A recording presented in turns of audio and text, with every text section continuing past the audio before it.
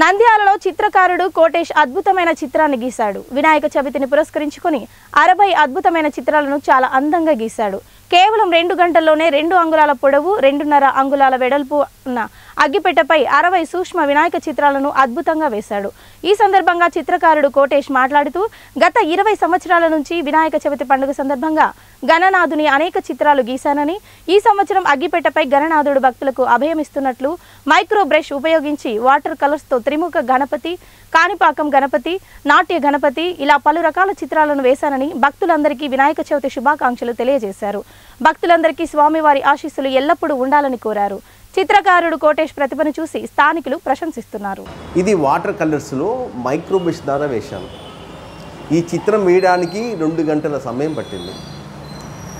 ఈ చిత్రంలో స్వామి భక్తులకు ఆశిస్తూ ఆ దీవెనలు ఇస్తున్నట్లు, ఆశీస్సులు అందజేస్తున్నట్లుగా, అలాగే గణపతి 3 ముఖాల గణపతి అంటే త్రిముఖ గణపతి, తర్వాత శంకులో గణపతి, ఓం అక్షరంలో గణపతి, నాట్య గణపతి అంటే నాట్యం చేస్తున్నట్లు స్వామి, తర్వాత కాణిపాకం గణపతి, ఇలా అనేక వివిధ రూపాలతో భంగిమలతో స్వామి చిత్రం గీశాను. గతంలో కూడా ప్రతిసారి వినాయక చవితి పండగ సందర్భంగా ఎన్నో చిత్రాలు స్వామిపై గీశాను. 20 సంవత్సరాల నుంచి నేను బొమ్మలు గీస్తున్నాను.